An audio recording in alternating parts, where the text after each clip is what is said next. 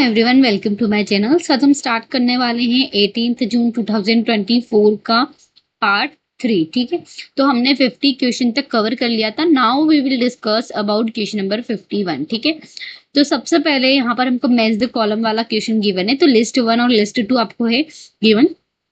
तो देखो, आप जानते हो कि union is a type of user defined data type. ठीक है, स्ट्रक्चर और यूनियन ये दोनों ही हमारे यूजर डिफाइंड डेटा टाइप के टाइप होते हैं। ठीक है, फंक्शन की बात करते हैं तो फंक्शन हम सब रूटीन्स है ना, फंक्शंस कैसे वर्क करता है लाइक सब रूटीन्स के जैसे। ठीक है, क्योंकि अंदर उसके अंदर और भी फंक्शंस एग्जिस्ट कर सकते हैं। ठीक है, इन्वायरमेंट, इंटरेक्टिव एनवायरमेंट की बात करते हैं तो यहाँ पर एक वर्चुअल रियलिटी होती है एक प्रकार की, और आउटपुट डिवाइस आप जानते हैं शेडो मार्क्स एक आउटपुट डिवाइस है। ठीक है, सो देख लेते हैं थोड़ा सा और इसको। तो यहाँ पर देखो, यूनियन एक यूजर डिफाइंड फंक्शन है, हम कंप्यूटर प्रोग्रामिंग में इसका यूज करते हैं। जो किसके लिए यूज होता है? Allow store different data types in the same memory location. Array और यूनियन में डिफरेंस यही है मोस्टली कि एरे जो है वो सेम टाइप के डेटा टाइप को स्टोर करता है, वहीं यूनियन डिफरेंट डेटा टाइप को। क्लियर है? नेक्स्ट क्वेश्चन मतलब नेक्स्ट स्टेटमेंट देखते हैं। सब रूटीन्स वाली बात करते हैं तो सब रूटीन जो है वो स्पेसिफिक टास्क परफॉर्म करता है और रिटर्न वैल्यू करता है। ठीक है, वर्चुअल रियलिटी की मैं बात करती हूँ तो एक इंटरेक्टिव एनवायरनमेंट, जैसे कि वर्चुअल रियलिटी अलाउ करती है यूजर को इंटरेक्ट करने में रियल टाइम में। ठीक है, आउटपुट डिवाइस जो शेडो मार्क्स होता है वो एक आउटपुट डिवाइस होता है जहां पर हम सीआरटी मॉनिटर में इसको यूज करते हैं। पता होगा आपको, मैंने सीआरटी मॉनिटर पढ़ाया था तब। हम जिसके अंदर जो इंश्योर करता है कि जब इलेक्ट्रॉन बीम हिट करती है फास्फोरस डॉट्स को तो स्क्रीन पे एक डिजायर्ड कलर प्रोड्यूस हो। ठीक है, सो नेक्स्ट क्वेश्चन देख लेते हैं। नेक्स्ट क्वेश्चन है हमारा, which one of the following are a sequential circuit. तो हमें पता होना चाहिए सिक्वेंशियल सर्किट, फ्लिप फ्लॉप और counter is a sequential circuit. ठीक है, वाई मल्टीप्लेक्सर और डिकोडर और एडर है ना, ये सिक्वेंशियल सर्किट नहीं है, कॉम्बिनेशनल सर्किट है। This is type of the combinational circuit. ठीक है, नेक्स्ट क्वेश्चन देखते हैं। नेक्स्ट क्वेश्चन है हमारा, arrange the following increasing order on the basis of cardinality. तो कार्डिनलिटी क्या होती है? The number of subset we can say. तो देखो, अगर ए की बात करते हो तो इसमें कितने नंबर हैं, मतलब कितने सबसेट है? 2 सबसेट है। क्लियर है? इसमें कितने सबसेट है? 1 2 3 एंड 4। ठीक है, हम मतलब जो हमें जो कॉमा दे रखा है उससे आप उसको सेपरेट कर रहे हो और वहीं से आप काउंट करोगे। क्लियर है? यहाँ पर आपको एक दे रखा है पूरा सबसेट, देख रहे हो? फिर यहाँ पर दे रखा है 1 2 2 और 3। क्लियर है? और नेक्स्ट क्या है हमारे पास? 1 2 3 4 5। ठीक है, तो आपको दिख गया। तो सबसे पहले इंक्रीजिंग ऑर्डर में जब आना तो सबसे पहले आएगा सी, फिर सेकंड पे आएगा ए, फिर थर्ड पर आएगा डी, फिर फोर्थ पर आएगा बी और फिफ्थ पर आएगा ई। सिंपल, सबसे सिंपल क्वेश्चन था। ठीक है, तो देख सकते हैं आप इसका correct answer C A D B. ठीक है, नेक्स्ट क्वेश्चन देखते हैं। तो यहाँ पर आपको एक रेफरेंस रिलेशन का क्वेश्चन दे रखा है। F1 आपको गिवन है ऑलरेडी, रेफरेंस रिलेशन निकालना है K पॉजिटिव इंटीजर के लिए। तो लुक एट दिस क्वेश्चन, ऐसे क्वेश्चंस बहुत टाइम कंज्यूमिंग होते हैं तो हमें इनको सॉल्व नहीं करना है। मैं आपको फिर से एडवाइस दे रही हूँ, है ना। ये 1 या 2 क्वेश्चन रेफरेंस रिलेशन के आते हैं, मोस्टली ज्यादा से ज्यादा 1 है ना, तो इसीलिए आप इसको डायरेक्टली भी सॉल्व कर सकते हैं। देखो, मैं आपको सबसे पहले ट्रिक बताती हूँ। तो आपको लेना है 5, क्योंकि हमारे पास है 5 और यहाँ पर 2 की पावर k दे रखी है, तो डेफिनेटली कि इसके आंसर में हमको 2 की पावर k तो नहीं मिलेगा, तो 2 रिजेक्ट हो जाएंगे, एलिमिनेट हो जाएंगे। ठीक है, अब हम यहाँ पे लेते हैं 5 की पावर k। ठीक है, और जब आप इसको, आप इन दोनों में से गेस वर्क कर सकते हो, है ना। तो मोस्टली आप देखो, जब इसको माइनस करोगे और आप इसका रेफरेंस रिलेशन का फॉर्मूला यूज करोगे, मास्टर थ्योरम लगाओगे, तो आपको इस टाइप की कोई सिचुएशन मिलेगी, तो ये आपका करेक्ट आंसर हो जाएगा। ठीक है, मैं आपको क्रैम करने के लिए नहीं बोल रही हूँ, पर ये कुछ कुछ क्वेश्चन होते हैं जो अगर आप जिनमें फंस गए, उलझ गए ना, तो आपको बहुत टाइम, आपका टाइम वेस्ट हो जाएगा। ठीक है, सो नेक्स्ट क्वेश्चन देखते हैं। तो यहाँ पर for the software quality assurance which of the following are correct. तो सबसे पहली बात है, आप बताओ, यहाँ पर देखो सॉफ्टवेयर क्वालिटी एश्योरेंस, इनमें से कौन सी चीजें करेक्ट करेगी? तो यहाँ पर नो एग्जीक्यूशन ऑफ कोड, कोई एग्जीक्यूशन ऑफ कोड ना हो और प्रिवेंट टेक्निक्स ना हो। तो इसको थोड़ा सा डिटेल में हम समझ लेते हैं।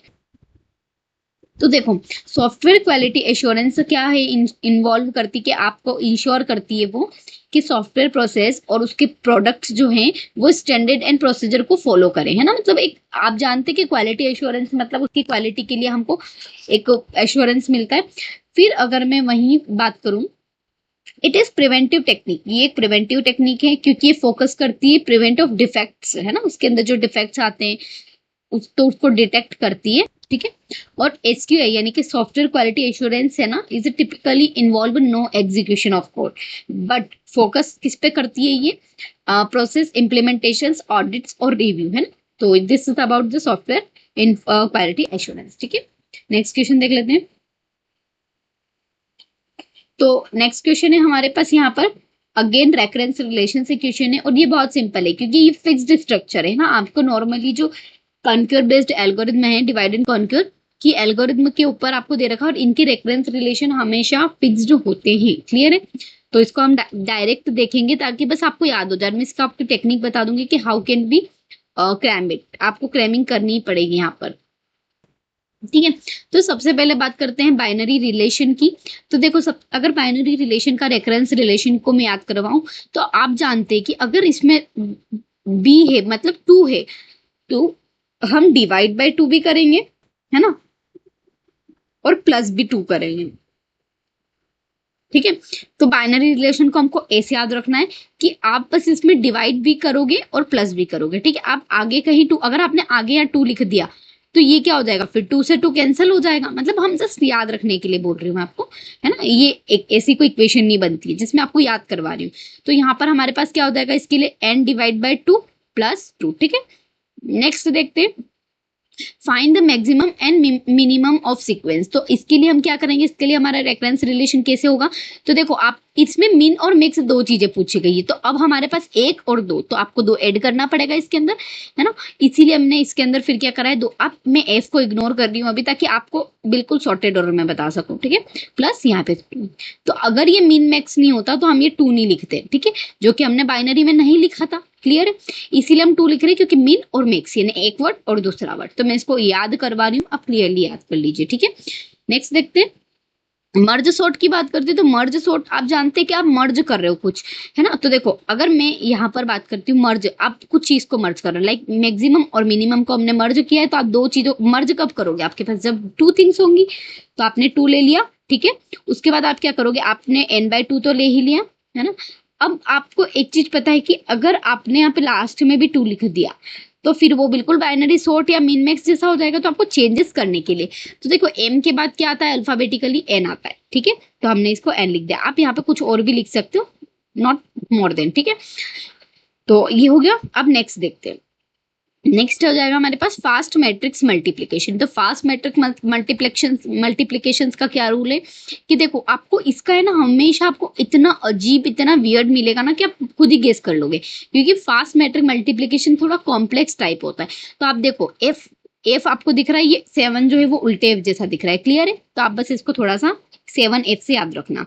तो देखो अगर आपको दो भी पता है तो आप सॉल्व कर सकते हो, लेकिन यहाँ पर आपको कोई कंफ्यूजन नहीं होगा, आपको कंफ्यूजन होगा सिर्फ इन तीनों में। तो मैं इन तीनों को आपको एक बार और बता देती हूँ। देखो बाइनरी के मैंने आपको बताया कि n प्लस, यहाँ पे लिखेंगे n by two plus two, clear है। मिन मैक्स से दो है, आपने इसको इसके आगे दो ऐड कर देंगे हम, लाइक टू, ठीक है। Two plus n by two, sorry two, एक सेकेंड, टू, है ना, फिर n by two plus two, ठीक है। अब मैंने आपको बताया था कि जब मर्ज सॉर्ट की बात आती है तो मर्ज सॉर्ट क्या बोलता है कि भाई मैं सेम रहूंगा तो फिर मिन मैक्स जैसा काम हो जाएगा, इसीलिए मैं प्लस को ऐड तो करूंगा लेकिन n करूंगा क्योंकि मैं मर्ज हूं, है ना। मर्ज मतलब m से n, ठीक है। सो आपको इस तरीके से इसको याद रखना है, ठीक है। नेक्स्ट क्वेश्चन देखते हैं। तो यहाँ पर है z is a set of integer जहां z star forms group of स्टारीज, है ना। तो आपको बताना है, तो z मतलब क्या होता है, आप जानते हैं z इंटीजर प्रॉपर्टी को फॉलो करता है। तो अगर जब भी आप इंटीजर्स की बात करते हो ना तो वहां आपको सॉल्यूशन मिलेगा a star a plus b plus two, ठीक है। उसमें डिवाइड प्रॉपर्टी फॉलो नहीं होगी, उसमें कोई मल्टीप्लीकेशन प्रॉपर्टी फॉलो नहीं करेगा, स्क्वायर भी नहीं होगा, ठीक है। हम यहाँ पे एडिंग करेंगे, ठीक है। नेक्स्ट क्वेश्चन देखते हैं। The ratio of error found before software delivery and total errors before and after is. तो अगर रेशियो अगर आपको फाउंड मतलब मिलता है मतलब डिलीवरी से पहले, तो क्या बोलेंगे उसको? तो डिफेक्ट रिमूवल एफिशिएंसी, ठीक है। तो टोटल एरर को आप क्या बोलोगे? डिफेक्ट रिमूवल एफिशिएंसी, ठीक है। एक्यूरेसी नहीं बोल सकते, स्पेसिफिसिटी नहीं बोल सकते, थ्रूपुट नहीं बोल सकते, ठीक है। So let's solve a 59 question. For making memory size 2048 into 8 bytes by using chips of size 128 into 4 bytes, the number of chips required. तो आपको पता है कि the number of chips required के लिए हमको क्या करना है? Memory size divided bye chip size. तो मेमोरी साइज क्या हो जाएंगे? तो सबसे पहले अगर मैं बात करती हूँ तो मुझे 2048 को 2 की पावर में लिखना है। तो अगर मैं 2 की पावर 10 को 1024 लिखती हूँ तो 11 पे हमारा 2048 आ जाएगा, ठीक है। Now I will talk about 8। तो 2 की पावर 8 कितना होता है? मतलब 3 है ना, मैं 8 को 2 की पावर 3 लिख सकती हूँ। नेक्स्ट हम देखते हैं, तो यहाँ पर कितना हो जाएगा? 2 की पावर 7 है ना, 2 की पावर 7। और यहाँ पर कितना हो जाएगा? 2 की पावर 4, नहीं 2 सॉरी, 2 की पावर 2 कितना हो जाएगा? 4। तो अब जब हम इसको सॉल्व करेंगे तो हमें क्या मिलेगा? 2 की पावर कितनी हो जाएगी? 14, ठीक है, डिवाइड बाय 2 की पावर कितनी हो जाएगी यहाँ पर? 9। अब 14 में से 9 माइनस करोगे तो आपको कितना मिलेगा आंसर? 2 की पावर 5। क्लियर है? क्योंकि देखो डिवाइडेशन का रूल क्या कहता है कि ये अगर कोई भी किसी की पावर होती है तो जब ये ऊपर आता है तो ये माइनस में आ जाता है, ठीक है, मल्टीप्लीकेशन में तो माइनस हो जाएगा। तो यहाँ पे 2 की पावर में 5 मिलेगी। 2 की पावर 5 क्या कहलाती है? 32। तो ये करेक्ट आंसर हो जाएगा। तो बस आपको सिंपली ही आपको बस पता होना चाहिए कि आपको क्या कैसे आप इसको पावर में लिख सकते हैं, ठीक है। तो नेक्स्ट क्वेश्चन देखते हैं।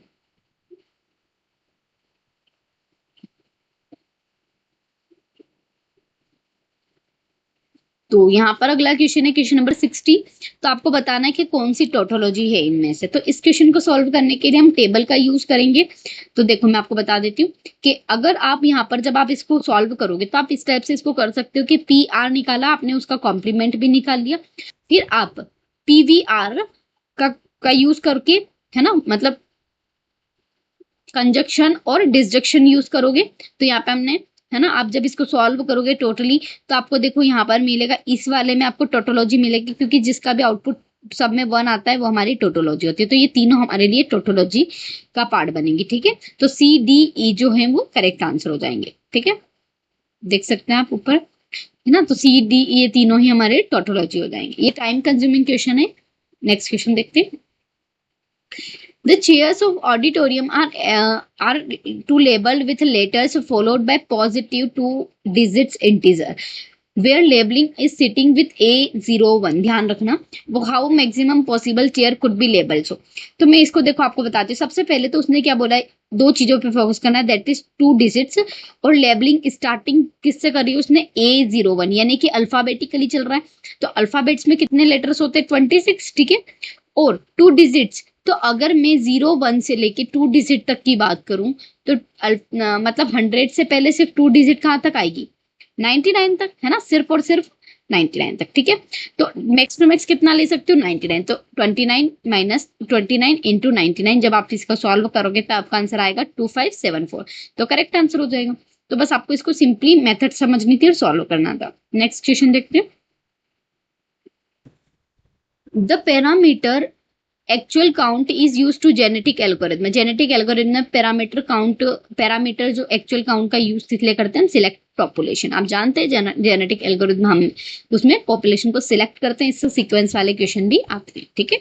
नेक्स्ट क्वेश्चन देख लेते हैं। तो अगेन अगला क्वेश्चन है इनपुट आउटपुट मेथड से which memory address and input output address are distinct is called. तो देख लेते हैं। तो आप जानते हैं कि जब हम इनपुट आउटपुट मेथड की बात करते हैं तो इसके अंदर मेमोरी एड्रेस और इनपुट आउटपुट एड्रेस जिसमें डिस्टिंक्ट होते हैं, यानी कि फिक्स्ड होते हैं, which is isolated input output और मेमोरी मैप। ये स्टॉप कंट्रोल, हैंडशेकिंग और इंटरप्ट, इन तीनों में हम आइसोलेटेड का यूज नहीं करते। तो थोड़ा सा इसको डिटेल में समझ लेते हैं। This is important question for us. तो हमें यहाँ से कुछ इंपॉर्टेंट और अलग जानकारी मतलब हमें मिलेगी, ठीक है। तो आइसोलेटेड इनपुट आउटपुट को हम पोर्ट मैप इनपुट आउटपुट भी बोलते हैं, पूछा जा सकता है। Uses separate address spaces for memory and input output devices. Clear है? मेमोरी मैप्ड इनपुट आउटपुट पे हम क्या करते हैं, मेमोरी को मैप्ड करते हैं हमारे एड्रेसेस के साथ, है ना, देखो यहाँ पे लिखा है एड्रेसेस को, है ना, मैप करते हैं। नाउ अगर मैं बात करते हैं स्टॉप कंट्रोल की, तो it is used to synchronize the data transfer from CPU to peripherals, मतलब हमारे जो डिवाइसेस है उनके लिए यूज होता है। हैंड शेकिंग किस लिए यूज होती है, तो डेटा ट्रांसफर करना between two devices using control signals to ensure that proper timing and coordination. Handshaking use किस लिए की जाती है, ताकि आप क्या कर सको, डेटा ट्रांसफर कर सको टू डिवाइसेस में by using control signals. Clear. अब इंटरप्ट की बात करते हैं, तो इंटरप्ट में कैसा सिग्नल्स, हम जैसे कि एक सिग्नल जनरेट होता है जो इमीडिएटली एक्शन को परफॉर्म करता है, लाइक अगर आपने कोई माउस से क्लिक कर दिया, है ना, तो that could be a generated interrupt. ठीक है, नेक्स्ट क्वेश्चन देख लेते हैं। तो यहाँ पर the total delay latency from frame size 10 billion bits is being set up of link 20 routers, each having quanting time 2 US and processing time 1 US। ठीक है, लेंथ आपको 5000 किलोमीटर की दे रखी, स्पीड ऑफ लाइट आपको 2 into 10 की power 8 दे रखी है, और बैंडविड्थ आपको 6 Mbps दे रखी। देखो इसमें इतनी मैसअप चीजें दे रखी है, ये बहुत ज्यादा लेंथी क्वेश्चन है ना। तो आप इसको अगर एग्जाम में एज्यूम करो कि आप सॉल्व कर लोगे, तो दैट इज वेरी, मतलब लाइक कि 90% तो स्टूडेंट्स कर ही नहीं पाएंगे सबसे फर्स्ट। लेकिन ऐसा नहीं कि हम इस क्वेश्चन को स्किप कर दें, हम इस क्वेश्चन से इंफॉर्मेशन लेंगे। क्यों, क्योंकि देखो उसने इतनी सारी चीजें पूछी है, हो सकता है वो अब अगर वो इस टाइप के क्वेश्चन पूछते हैं तो वो कुछ पर्टिकुलर वन थिंग पूछ ले, तो मैं इस क्वेश्चन को स्किप नहीं करूंगी, इसमें हम समझ लेंगे कि कैसे हम इसको निकालते हैं। तो आपको जो भी चीजें गिवन दी है लाइक दिस, है ना, तो अब हमको पूछ सकता है वो ट्रांसमिशन डिले निकालो, प्रोपोगेशन डिले, आपको चीजें सारी दे सकता है कंफ्यूज करने के लिए, लेकिन वो पर्टिकुलर वन थिंग के लिए बोल सकता है। हालांकि क्वेश्चन लेती है तो समझ लेते हैं, we can't skip this. Transmission delay में आप क्या करोगे, frame size divided by link bandwidth. ठीक है, this is the definition, important है। प्रोपोगेशन डिले मैंने आपको बताया था, length of link divided by क्या दरका, स्पीड ऑफ मीडियम, ये ऑलरेडी आपको गिवन है क्वेश्चन में। तो यहाँ पर 10 to the power 7 आपको, है ना, गिवन है, divided by 6 into 10 to the power 6। और सेम आपको जब आप इसको सॉल्व करोगे, तो मैंने आपको बताया कि 7 में से जब बेस सेम होता है तो पावर माइनस हो जाएगी डिवाइड में, तो 7 - 6 कितना हो जाएगा, 1। तो यहाँ पर इसकी पावर 1 हो जाएगी, है ना, और यहाँ पे 6 डिवाइड में हो जाएगा। इसको आप सॉल्व करोगे तो कितना आएगा, 1.6667। ठीक है, प्रोपोगेशन डिले को आप सॉल्व करोगे तो देखो जब आप इसको सॉल्व करने की कोशिश करोगे तो आपका आंसर क्या आएगा, 0.05। तो आपने यहाँ पे ट्रांसमिशन डिले और प्रोपोगेशन डिले निकाल लिया। ठीक है, अब थोड़ा सा और आगे फर्दर मूव करते हैं हम। अब आपको निकालना है क्वाइनिंग डिले पर राउटर और प्रोसेसिंग डिले पर राउटर। तो क्वाइनिंग डिले का फॉर्मूला होता है number of routers into coining time पर राउटर। तो नंबर ऑफ राउटर्स आपको गिवन है ना, और आपको क्या गिवन है, क्वाइनिंग टाइम। ठीक है, तो आप जब इसको सॉल्व करोगे, है ना, this is our coining time, और आप जब इसको सॉल्व करोगे तो आपका आंसर आएगा 0.0004s। सेम प्रोसेसिंग टाइम हम निकालेंगे तो हमको मिलेगा ये 0.0002। नंबर ऑफ राउटर और प्रोसेसिंग टाइम, क्वाइनिंग टाइम के लिए क्वाइनिंग टाइम पर राउटर, प्रोसेसिंग टाइम के लिए प्रोसेसिंग टाइम पर राउटर। ठीक है, और जब आपको क्वेश्चन में पूछा है कि टोटल डिले निकालना है, तो टोटल डिले कैसे निकालेंगे, आपने ट्रांसमिशन डिले निकाला फर्स्ट, प्रोपोगेशन डिले निकाला, टोटल क्वाइनिंग, और इन सबको हम ऐड कर देंगे तो हमारा आंसर आएगा ये। ठीक है, so this is about this question. तो आपको समझ में आ रहा है ना कैसे हमको इसको सॉल्व करना है। तो वो अगली बार सिर्फ ये दोनों चीजें भी पूछ सकता है, और पूछ सकता है कि आप इन दोनों का टोटल बताओ, तो आपको पता होना चाहिए। ठीक है, देखो यहाँ पे दिया भी था 2QS और 1QS। नेक्स्ट देखते हैं। तो इन जेनेटिक एल्गोरिथम में cross over operation mask is used. देखो जेनेटिक एल्गोरिथम से अगेन क्वेश्चन है ना, तो क्रॉस ओवर ऑपरेशन में मास्क का यूज हम क्यों करते हैं, यूनिफॉर्म क्रॉस ओवर के लिए। ठीक है, तो देख लेते हैं इसको थोड़ा सा डिटेल में।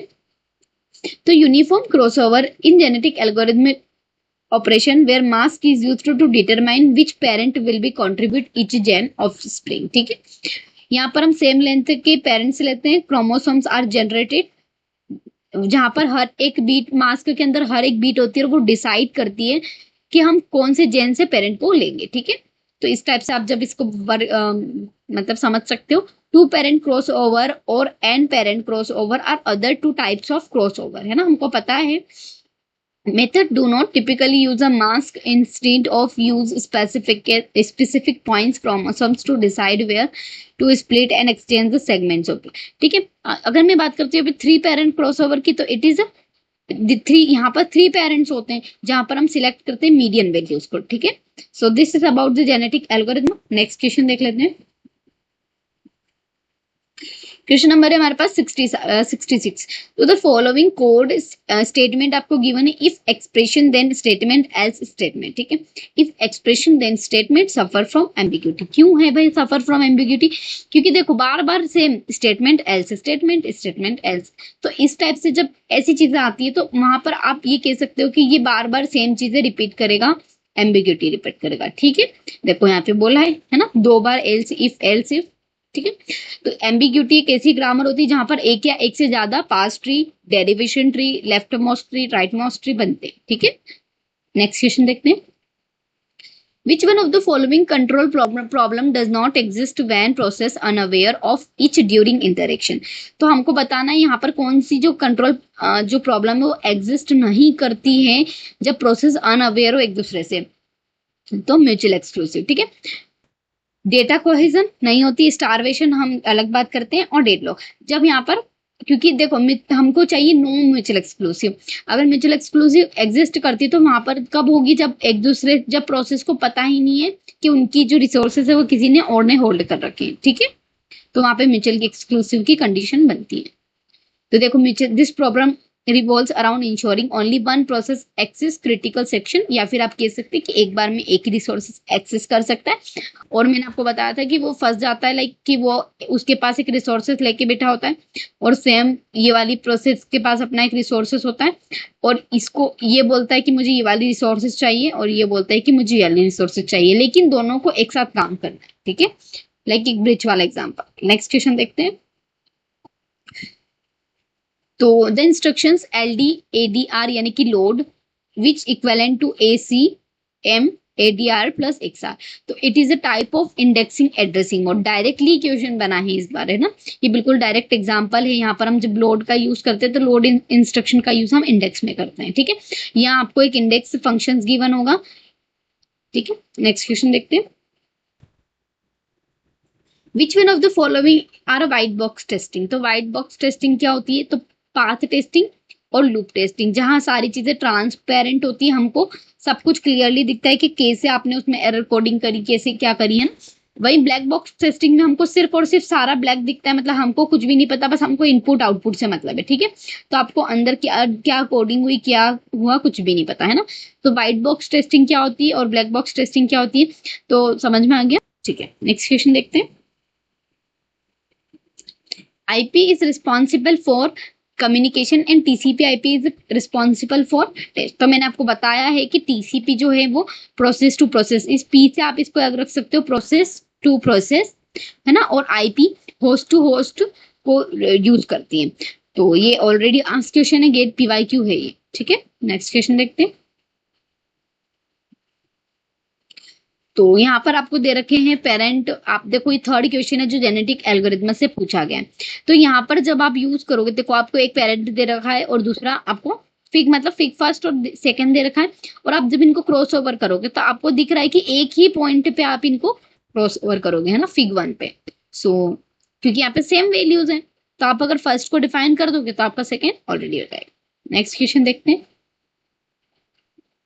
मैच द कॉलम क्वेश्चन है, आपको लिस्ट 1 और लिस्ट 2 गिवन है और आपको बताना है कि कैसे आप इसको यूज करोगे। तो डायरेक्टली अपन सॉल्यूशन से देख लेते हैं इसको यहाँ पर, और यहाँ पर इसका डिटेल भी समझ लेंगे। तो सबसे पहले थ्रेड स्पॉट की बात करते हैं, तो it is refer the creation of new thread. यहाँ हम एक न्यू थ्रेड को क्रिएट कर रहे हैं। Thread is provided with its on register context, है ना, इसीलिए हम कह सकते हैं, इसको हम बोल सकते हैं यहाँ पर।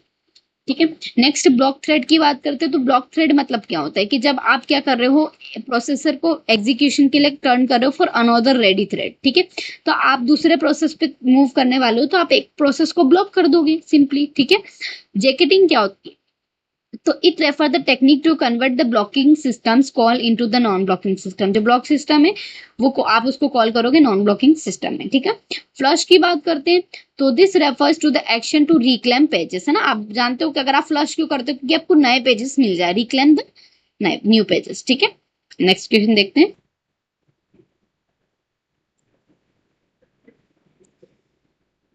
विच one of the following are type of interface in ATM network. तो यहाँ पर अगर मैं बात करती हूँ इनमें से कौन सा जो है एटीएम नेटवर्क के लिए यूज होता है, तो देखो use to network, user to network यानी एक यूजर है और नेटवर्क्स हैं, कोई दिक्कत नहीं है। और नेटवर्क टू नेटवर्क यानी कि बहुत सारे नेटवर्क है टू नेटवर्क। देखो यूजर टू नेटवर्क तो पॉसिबल ही नहीं है, जस्ट बिकॉज क्योंकि यूजर टू यूजर कैसे कनेक्ट होंगे, थ्रू नेटवर्क ना। होस्ट है, होस्ट से नेटवर्क को कनेक्ट कर, लेकिन वेयर इज यूजर, है ना, वी नीड टू यूजर। और यूजर टू होस्ट तो हो जाएगा, लेकिन नेटवर्क कहाँ है ना। तो आप इसको याद रख सकते हो। इसका थोड़ा सा डिटेल में हम देख लेते हैं। तो एटीएम का यूज क्यों करते हैं, एसिंक्रोनस ट्रांसफर मोड, जहां हम टू टाइप्स के नेटवर्क पढ़ते हैं, यूजर टू नेटवर्क इंटरफेस और नेटवर्क टू नेटवर्क इंटरफेस, ठीक है। It is essential to user to access the network service. मैंने आपको अभी बताया कि यूजर का होना जरूरी है। और नेक्स्ट, अगर आप नेटवर्क टू नेटवर्क कनेक्ट कर रहे हो तो it is used to interconnecting the different parts of network, है ना। स्मूथ डेटा ट्रांसफर, लाइक मान लो कि अगर टू डिफरेंट सिस्टम की बात करूँ, टू डिफरेंट सिस्टम यहाँ पे एग्जिस्ट कर रहे हैं और वो एक दूसरे के नेटवर्क को यूज कर रहे हैं, ठीक है। तो नेक्स्ट क्वेश्चन देखते हैं। बाकी फर्दर इसके पार्ट्स नहीं है। तो यहाँ पर ए bit string length of 4 generated at a random, what is the probability of at least 2 consecutive 0 given first bit is 0, ठीक है। तो आप इसका सॉल्यूशन देखते हैं। हम इसको प्रोबेबिलिटी निकालनी है और हमको क्या बोला है कि आपको बिट स्ट्रिंग लेंथ 4 होनी चाहिए उसकी। तो जब आप 0 से लेके देखो, क्योंकि उसने क्या बोला है, अगर आपको यहाँ पर जब भी आप यूज करोगे तो हम लेंथ कितनी यूज करेंगे, और 2 कॉन्जिक्यूटिव 0 बोला है तो आप 0 से स्टार्ट करोगे सबसे पहले, है ना। तो आप 0, इसको क्या बोलेंगे हम, 4 0, ठीक है। ये 0 की वैल्यू 1, फिर 2, फिर 3, फिर 4 5 6 7, है ना। तो आप 7 तक जाओगे, क्यों, क्योंकि हमको सिर्फ, क्योंकि जब आप 8 लिखोगे तो आपके पास 8 में यहाँ पर 0 0 0 आ जाएगा, ठीक है। लेकिन उसने एक कंडीशन रखी कि starting bit should be first, है ना, फर्स्ट बिट शुड बी 0 होनी चाहिए। और यहाँ पर अगर आप जब 8 लिखोगे तो 8 में आप जानते हो कि फर्स्ट बिट 1 आ जाएगी। आपको 8 को रिप्रेजेंट करना है तो वी कैन रिप्रेजेंट 1000, है ना। तो इसीलिए हम 7 तक क्लियरली लिखेंगे, क्लियर है। अब आप जानते हो कि हमारे पास इन सबके आगे 0 आ रहा है, लेकिन उसने भी प्रोबेबिलिटी सिर्फ किसकी पूछी है, कि जिसमें 2 कॉन्जिक्यूटिव 0 आ रहे हैं, यानी एक साथ 2 0 आना। तो सबसे पहले अगर मैं बात करती हूँ कि 2 कॉन्जिक्यूटिव 0 किस में आ रहे हैं, देखो इसमें आ रहे हैं, डेफिनेटली इसमें भी हमको मिल रहे हैं, ठीक है। इसमें भी आपको मिलेंगे, ठीक है।